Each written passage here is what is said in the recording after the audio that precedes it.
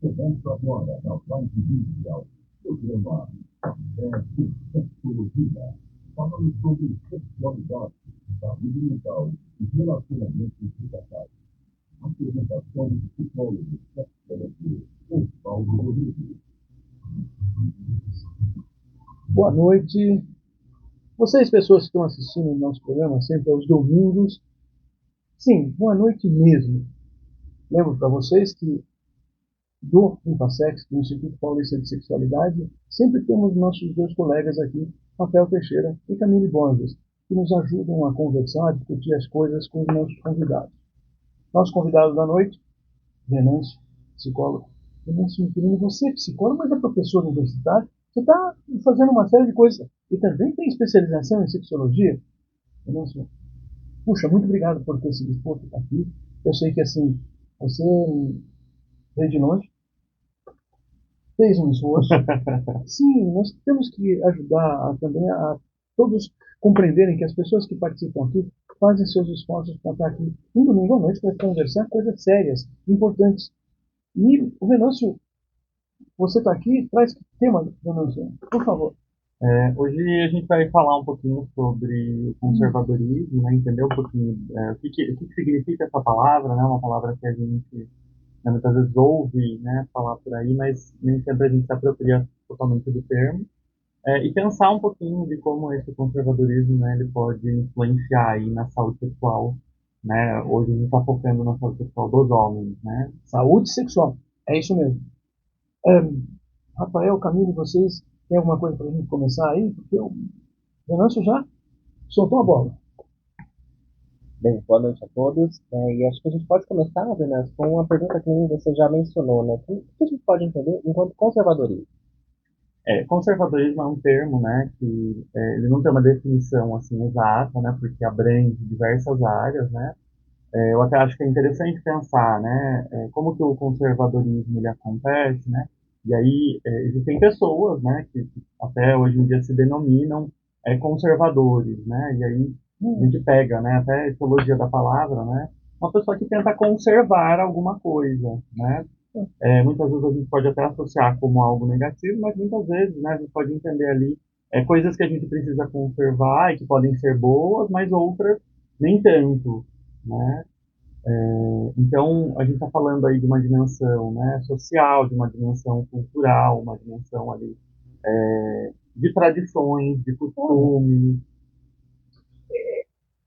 Um museu é um lugar onde se conservam coisas, Exato. mas não é dessas coisas que nós estamos falando. Não. Sim, agora nós temos que pensar assim, como é que essa história desse conservadorismo nas questões sexuais, porque você está nos levando a perceber que também esse formato de ser conduz a problemas de ordem sexual. Então, começa a contar para a gente o que você elaborou sobre isso. Que é interessante, isso é muito importante para nós que trabalhamos em uma clínica de psicologia, trabalhamos com as questões de sexualidade, porque muitas pessoas são assim. E você já falou, não é errado ser essa a questão, é que nós temos que lidar com essas consequências também. Hum, Exatamente, né? hum, Quando falamos, né, de seres humanos, relações sociais, sexualidade, saúde mental, né, temos aí demandas, né, o tempo todo, né, de situações novas, de situações que pedem aí uma reinvenção, que pedem novas aprendizagens, novas formas, né, de lidar com problemas novos, né, que a gente não lida com a mesma coisa o tempo todo. uhum. E aí o problema do conservadorismo é exatamente esse, eu tento manter um comportamento, né, da mesma forma, né, sempre foi assim, né, é assim que faz, é desse jeito que funciona, né, então muitas vezes isso gera um sofrimento justamente por não conseguir se adaptar aos novos contextos, né? Adaptação a novos contextos já parece ser uma ideia importante, porque nós vivemos em constante mudança. Nosso corpo, a nossa vida, o mundo à nossa volta. Eu sempre fico pensando que, assim, caramba, eu não nasci teclando num celular. Eu não aprendi a escrever usando um celular. Na verdade, assim, celulares estão disponíveis para a gente ficar brincando. E nos últimos 20 anos, olha lá. E não é todo mundo que vai fazer uso, inclusive. Então a gente tem que aprender a usar e a modificar. E nós já aprendemos coisas, quer dizer, todo mundo vive num celular mexendo assim. Isso significa uma adaptação. Só que muitas pessoas não percebem que podem se adaptar na situação sexual. É isso? Exato, exato, né? Ah, então, o que acontece com quem não consegue se adaptar? Estou pensando aqui. Estou lembrando de pacientes, Rafael. Camille, Acontece olha, estou Estou aqui. aqui também refletindo, viu? muita coisa, né? Eu acho que o sofrimento, né, é algo aí que pode aparecer de diversas formas, né? Inclusive através de disfunções sexuais, né? Disfunções sexuais, quando o corpo deixa de funcionar. Exato. Eu acho que quando a gente está falando de um contexto aí, sobretudo masculino, né? Tá?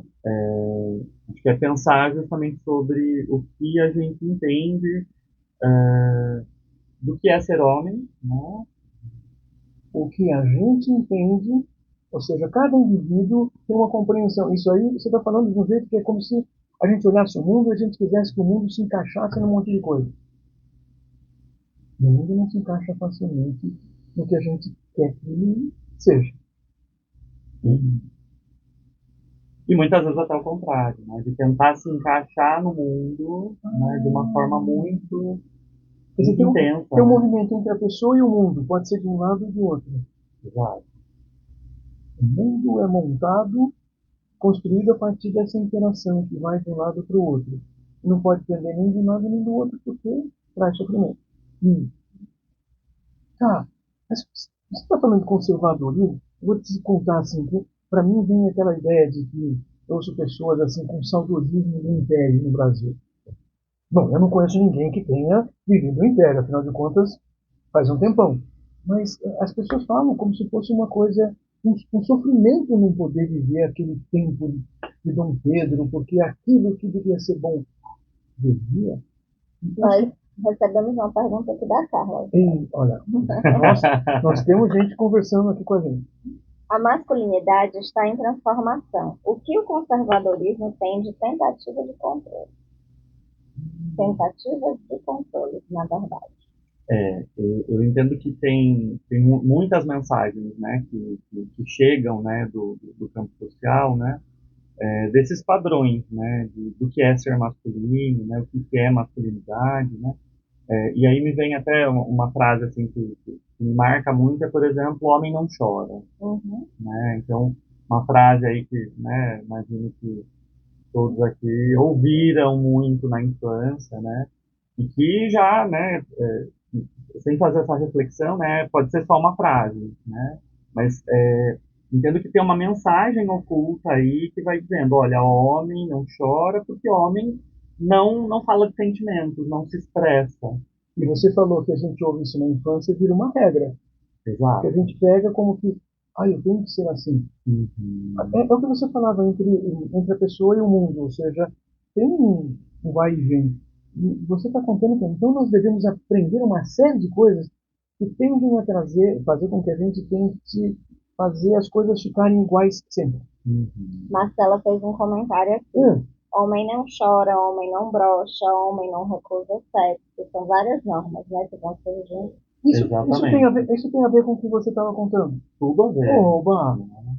Porque aí, nascendo, né, ou tornando-se homem aí numa sociedade, a gente vai recebendo essas mensagens e vai tentando se adequar a elas, né? Então, bom, se eu sou homem e homem, né, não chora, homem não brocha, homem não recusa sexo, então, né, eu preciso me adequar, preciso, né, ter esses mesmos comportamentos para me encaixar, né, no que chamamos de ser homem, né? Eu acho que nesse lugar, né, Paulo, que a gente identifica então o que a gente chama de conservadorismo, né, que é não sei exatamente como nomear, mas essa concepção então de que a gente vai manter essa rigidez deste padrão de homem, no padrão de masculinidade ideal, né, porque na prática a gente simplesmente não tem como colocar isso na realidade, e a gente passa a entrar em sofrimento enquanto homem, enquanto marido, enquanto pai, enquanto filho, e às vezes vai querer chorar, às vezes vai ter uma situação, ou N situações em que a gente perde uma ereção, ou situações em que a gente não quer ter uma relação sexual, e a gente se coloca nessa situação de praticar algo que nós não queremos porque a regra diz que tem que ser feito. Isso é muito violento. Então, o conservadorismo pode ser violento quando não permite que nós nos adaptemos quando existe uma necessidade, uma demanda de ambiente, de relacionamento.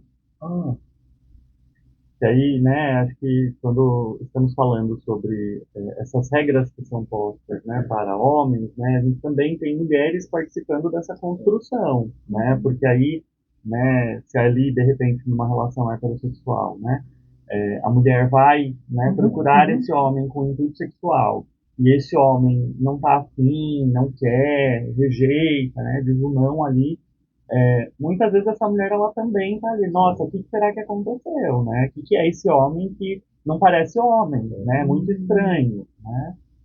Ou traz para ela também, né? Será que é algo no meu corpo que ele não gosta mais? Porque precisa ver essa disposição infinita e sempre. existem muitas demandas, então, sobre a identidade masculina na nossa cultura, que faz com que muitos entrem. Nós estamos falando de sofrimento, são emoções negativas, são dores, são tristezas, são ansiedades.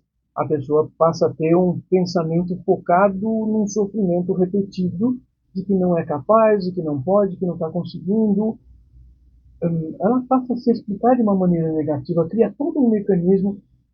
E como é que o homem vai falar disso? O homem fala dessas coisas? Porque você está me contando que parece uma regra anexa, ou seja, ninguém precisa saber. Entendo que, né, estamos aqui tentando, né, justamente trazer essa conversa, né, e ampliar esse debate, né, e poder, né, de certa forma, desconstruir um pouco, né, essa ideia de que o homem ele, né, precisa se adequar a essas regras, né, na verdade, ele precisa buscar ajuda, né? Ele precisa conversar, ele precisa chorar, ele precisa, né, poder ter o direito de brochar, poder ter o direito, né, de recusar sexo, né, e não se sentir menos homem por isso. A Carla fez um comentário aqui super interessante. Tem uma banda conservadora que diz que mulheres atuantes sugam a energia masculina. Parece meme, mas não é. Exato, e eu acho que tem esse movimento, né, mais conservador, né, e é engraçado, né, uma banda, ela falou uma banda de rock, Ela não falou. Você eu falou uma banda imaginei, né, conservadora. por que será?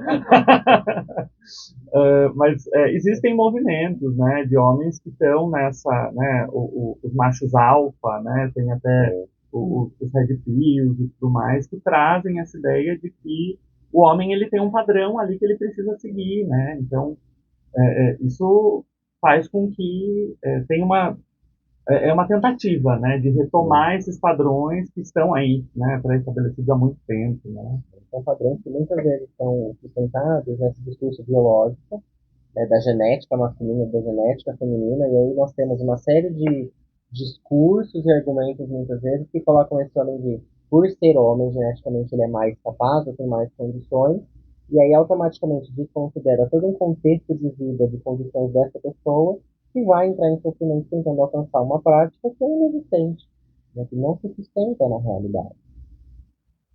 A Carla comentou aqui, mas as bandas de rock também. E nós recebemos uma pergunta, eu acho que foi ou é seu aluno, né? Acho que é Michael o nome dele, Michael Guilherme. Boa noite a todos, em especial ao professor Venâncio. O conservadorismo tem um discurso de ordem sobre um senso de ser no mundo? Sim, sim, né, é justamente essa inserção nesse meio, né, que quando a gente está falando de ser no mundo, a gente está falando de um conceito, né, de um autor existencialista, né, mas que, exato. E aí a gente está falando justamente sobre esse ser que está sempre implicado, né, sempre em relação com outras pessoas e muito com esse contexto cultural, né, que tem um peso muito grande. Uhum. Uhum. Não tem todo sentido pensar nisso, né? Não tem como olhar para esse homem sem olhar para o contexto em que esse homem está inserido, né? E a Marcela mandou uma pergunta. Hoje está bombando as perguntas, hein? Como vocês entendem que essas ideias e convenções influenciam no surgimento das disfunções sexuais? Eu acho que temos aí, né, uma questão, né, justamente desse homem potente o tempo todo, né, e aí quando, né, ele perde a ereção, tem esse sofrimento e muitas vezes pode ser repetido porque existe uma exigência, né, uma ansiedade ali que é criada toda vez que ele está sendo confrontado ali com uma situação sexual, né? Então, imagina só, né, se você tem ali uma pressão muito grande para que você mantenha a sua ereção, que você tenha uma performance muito, né, muito intensa, muito duradoura, muito perfeita, né, vamos colocar assim, né, entre muitas aspas, né, você vai para essa relação sexual com, né, uma dificuldade muito grande, com essa pressão, com essa ansiedade, né, porque se assemelha muito com a conversa que a gente estava tendo antes de entrar, né, que é justamente isso, né, esse nervosismo de chegar, né, de fazer uma conversa legal, então afeta muito na forma como, né, esse homem está vivenciando a própria saúde sexual, né.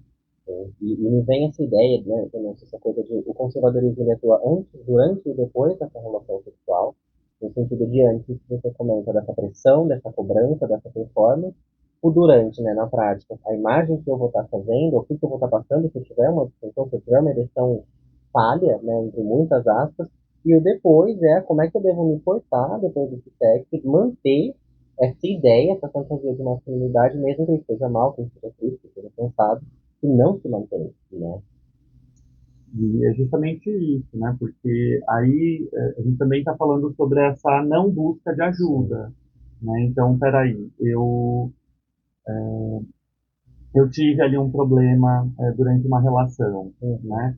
Os homens, culturalmente, não têm essa frequência, por exemplo, da busca de ajuda, seja uma psicoterapia, seja uma ajuda médica, né? Então, existem dados que mostram, né, que a porcentagem de homens que buscam, né, ajuda para questões sexuais, ela é muito pequena e sempre no pós, né?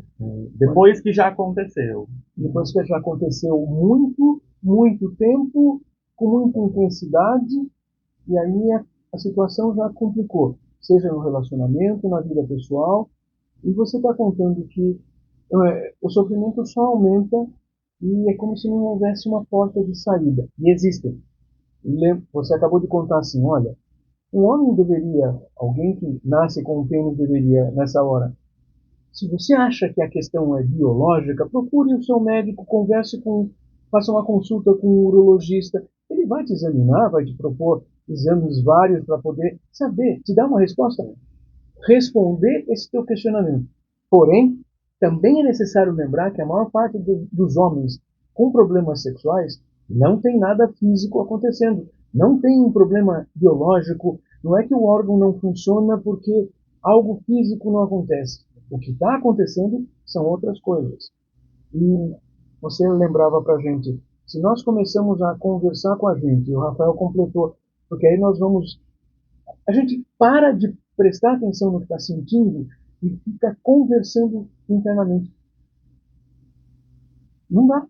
Por quê? Porque conversar sozinho não conduz a nada. Aliás, provavelmente não vai conduzir também à solução, porque afinal de contas nós só estamos olhando e conversando sobre o problema, mas não estamos observando o problema para saber como resolvê-lo. Aliás, a maior parte das hipóteses masculinas de que tem um problema físico que está impedindo, se não é verdade, o que acontece? Esse sujeito só vai sofrer mais. Nós inventamos histórias, inventamos coisas erradas, duplamente erradas. Uau! E tem a ver com o conservadorismo, com essa ideia, porque essa postura também é a tentativa de conservar as coisas, conservar um funcionamento sexual. O sujeito com 40 anos vai ter um funcionamento sexual dos 20? Bem, sim e não. Fisicamente, ele pode ter relações sexuais adequadas com 50, 60, 70 anos. Mas, se ele não considerar todas as mudanças que ele vive, biologicamente, socialmente, de trabalho, de contingências várias, e pensando num casal jovem, um homem e uma mulher, que tem um filho, todas as pessoas, todos os casais vão contar que os 2 primeiros anos são complicados para cuidar de uma criança, porque a criança exige, vão dormir menos, vão ter que trabalhar mais, vão ter que se adequar a uma série de coisas. E isso faz o que com as pessoas? Elas ficam cansadas, nervosas, exaustas. Sexo fica em segundo plano. Nem fica em segundo. E isso se torna complicado. É o conservar, o tentar conservar é manter as coisas iguais, não dá. Temos vários comentários Eba, aqui, ó. olha só. A Carol mandou boa noite, que boa notícia ouviu o Venâncio, profissional incrível. Carla mandou, sexo é tudo, menos perfeito. E a Denise mandou, esse conservadorismo tem uma influência muito forte nos adolescentes que estão em formação e mais suscetíveis a esses movimentos conservadores. Uhum. A Júlia mandou, né, um abraço aí para o melhor professor. E a Marcela pontuou que buscar ajuda é quase como que um certificado de falha para os homens, né? Como se toda a sua masculinidade fosse negada e questionada. Uau! O que mais que você pode nos contar do conservadorismo e assim, começar a pensar em como nós fechamos essa ideia? Conservadorismo e os problemas sexuais masculinos. Eu entendo que, como a gente trouxe, né, no início, né, conservar algumas coisas é muito importante, né? Claro. Mas ao mesmo tempo não conservar tudo, Não dá. né? Não dá, não tem como, é impossível, isso, né, vai gerar um sofrimento, né? A gente, né, tá fazendo as ligações e entendendo assim, o quanto influencia, né? Porque estamos falando de relacionamentos também, né? Então, como é que eu vou me relacionar bem com uma outra pessoa que de repente está esperando algo de mim que de repente ficou lá no passado, né? Então, é esse saudosismo mesmo, né? Dessa coisa de, né? Daquilo que está tido como normal, comum, rotineiro, né? Sempre foi assim, precisa continuar assim, né? Deixa eu complementar uma coisa que você está falando, porque eu estou tentando assim, ligar com vários pacientes como eles nos mostram isso. Em verdade, eles estão se referindo às coisas que sempre aconteciam, que eles imaginam, compreendem hoje que sempre aconteciam. Já estão falseando a própria história e de repente estão sofrendo duplamente, porque nem durante a própria história talvez funcionasse tão maravilhosamente quanto achavam. Isso é importante. Mas, Venâncio, a gente já está caminhando então para o final. Se você tem mais alguma coisa para falar, já vou pedir para a Camille e para o Rafael falar de algumas coisas, inclusive para os dois nos lembrarem de algumas coisas que nós estamos lembrando toda semana vocês aqui. Bom, acho que a ideia é essa, né? Acho que é pensar um pouquinho nesse conservadorismo, como que ele impacta, né, no meu processo de vivenciar a sexualidade, a minha própria, dos outros também, né? Acho que se questionar mesmo, né? O que que funcionou um dia, será que continua funcionando mesmo, né? O que que eu preciso atualizar aqui na minha história, né? A gente faz isso com o computador, com o celular, por que ele vai fazer com a gente? Exatamente, Muito boa frase. exatamente, Tem que atualizar. né? Tem que atualizar, né? Então, acho que a ideia é essa, né? Trazer esse novo lugar também para esses homens, né? De poderem se expressar, de poderem sentir, né? O que eles estão sentindo e poder conversar sobre isso, né? Acho que, né, para casais heterossexuais também, né? Para essa mulher também estar mais aberta e pronta, né? Para receber essa conversa, essa construção, né? Conversar, casais. Nós estamos falando dos assuntos que trazem a nossa equipe aqui no Café com Sexologia. Uau! Camille, Rafael? Bem, eu queria então aproveitar, né, a fala do Venâncio e do Oswaldo para a gente poder fazer o convite a todas as pessoas que estão nos ouvindo para o nosso Congresso Internacional e Multidisciplinar em Sexualidade, que vai acontecer nos dias 15, 16 e 17 de maio de 2025. Então, as pessoas aí são todas convidadas, né, a participarem. Teremos palestras, aulas, uma série de apresentações, inclusive do Venâncio. Inclusive falas que vão nos ajudar aí a compreender melhor a sexualidade individual, casal, sociedade. E estamos aí com as inscrições abertas já no nosso site, sintesex.com.br e sintesex.com.br. É isso, gente. Parece que está longe, mas passa rápido e as vagas são limitadas. Então, corre lá no site, se inscreve. E a gente também está com as vagas abertas para a nossa especialização em sexologia aplicada. Se você quer ser sexólogo, entra lá no site para ver todas as informações, todo o conteúdo programático e vem com a gente. Vocês ouviram coisas importantes hoje. Tivemos o nosso convidado, o Venâncio, que veio especialmente para conversar com a gente, para explicar essa questão de conservadorismo. Queremos agradecer a todas as pessoas que sempre estão conosco e que assistem esse programa depois pelo YouTube, YouTube da Rádio Wagner Mundial, o YouTube do IPASSEX, do Instituto Paulista de Sexualidade. Continua lá também no Café com Sexologia no Instagram. Então, vocês querem também chamar temas ou deixar perguntas? Entre lá, interage com a gente. Vocês já notaram que assim, a Camila está sempre atenta a perguntas que vêm ao vivo. Ela também separa, se tem algum questionamento anterior a entrarmos ao vivo, ela também traz. Quero agradecer a todas as pessoas e até domingo que vem. Com quem vem? Quem vem domingo que vem? É uma advogada para falar sobre o direito de casais homossexuais que têm suas dificuldades com relação à questão legal. Heloísa Alves é uma professora muito especial para trazer ideias para a gente aqui. Até semana que vem.